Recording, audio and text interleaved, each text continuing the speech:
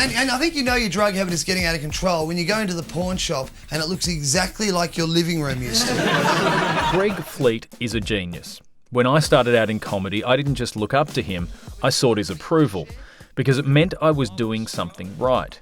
But inseparable from his once-in-a-generation comedic mind is a deeply flawed human who has ensured that Fleety's life and career has been defined by self-inflicted disaster.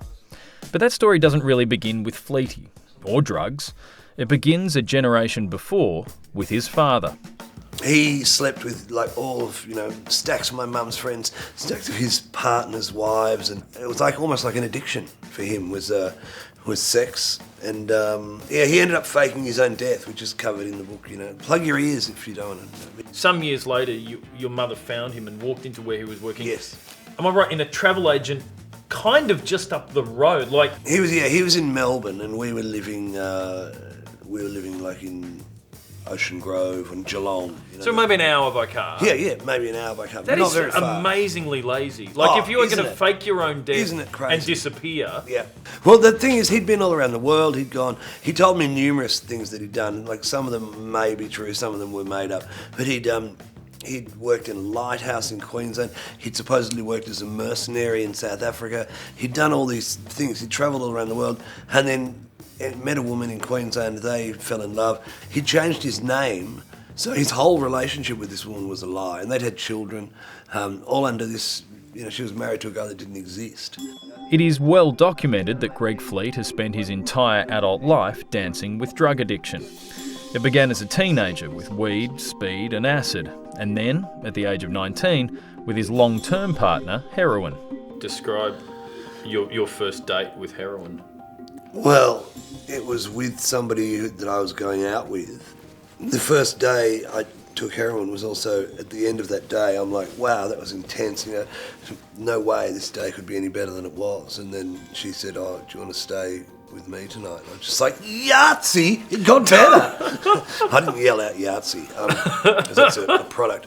But he was like, so, they're so tied in together, in that that was also the first night we started seeing each other. But the beginning is, amazing. It's like anything, it was, thrilling, exciting, illicit, naughty. And I said, well, I don't know. I said, what's it like? And they said to me, it's better than sex. And I said, well, if you mean the kind of sex I've been having recently, that's no great recommendation. How do you describe your relationship to heroin as one of the more constant relationships in your life? The longest relationship in my life, probably. We started this relationship, and look, from the very beginning, you made it clear to me that you were going to be seeing other people, and I accepted that. I still entered the relationship knowing that you'd be seeing other people. But, you've seen other people, and lately it's come to my attention that you may in fact be trying to kill me. I've always equated addiction with romantic love, and that they're tied into me, and that whenever I have got into using a drug, it's usually been through a relationship. That person's doing it and I want to be with them and be like them, and so I do it. I find them very similar, the feelings you go through at the beginning, the great, exciting, thrilling, romantic feelings of falling in love or taking a drug, and then at the end, the horrible ending, and the anger and the bitterness and the disappointment and the blame and all of that kind of stuff. So it's very similar to a romantic relationship. Greg has spent his life oscillating from the highs of drug use to the lows of shame and self-loathing as he burned his loved ones and his friends to get his next hit. It's a constant battle. He's never managed to win. What do you think was the worst thing that you did? Stealing. I think, look, there's probably worse crimes, psychological crimes, but at the end, what I like to think of as the end, I stole some stuff from somebody I was living with, someone who trusted me, and treated me with an enormous amount of respect and kindness and all that, and I totally took advantage of that situation, and it's no real help to that person, but it was a real wake-up call for me. It was the thing, I think, that made me go, I've really got to, I've really got to write about this and make some cash out of it. No. Sorry, I'm trying to amuse myself.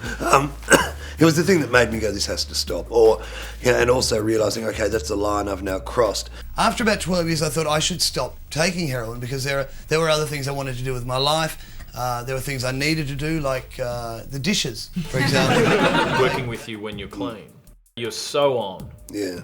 But that clearly has never been enough. No, although, I think it's almost, it could be more stupid than that, in that I go, wow, everything's great.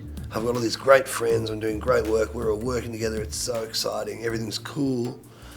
And then the really dumb part of my brain goes, and I could use heroin as well. And imagine how good this would be with a bit of heroin. Yeah, rather than going, hang on, the reason I've got all this is because I stopped taking heroin, Yeah. Because it's been incredible for me. Times I've got clean, bizarre things will happen. Like, I'll get clean and 2 days later I'll get a phone call from somebody going, oh, we've just had this inquiry about, will you go over to the UK and do this TV show? Like, amazing things just fall into my lap. And it's almost like karma, like someone going, look, see what happens when you do the right thing, all this great stuff happens. And then almost as quickly, if I've got all this great stuff going on and I think, I could use a bit of heroin as well as do all this, and I start using, almost as quickly, everything disappears. This is how shit my life has become. I can't believe it. I have actually been on Neighbours. And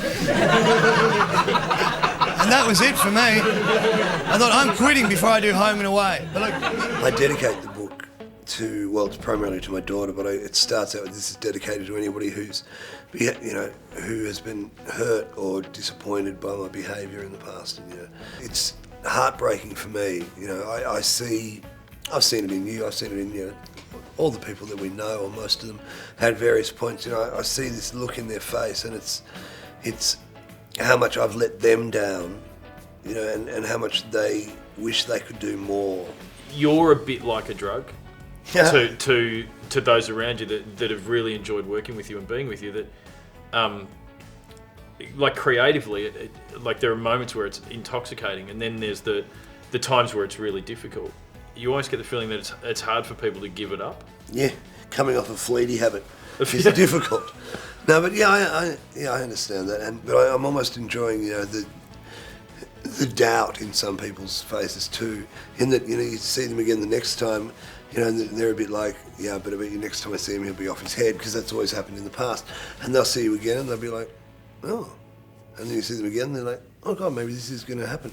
But by the same token, with that comes a degree of responsibility, in that you don't want those people to see you 10 times and then on the 11th one you're off your head and they're like, oh God, I knew this was going to happen. I guess the hope is that all involved emerge wiser for the journey. I certainly hope so, and and more importantly, I want to make some incredibly great art, not because I want to I want to contribute to society, but just because I want some of that sweet coin. Art has always been the super highway to coin. That's true. Certainly writing books is just it's a great way to get rich. Fleety, thanks, man. Thank you, buddy.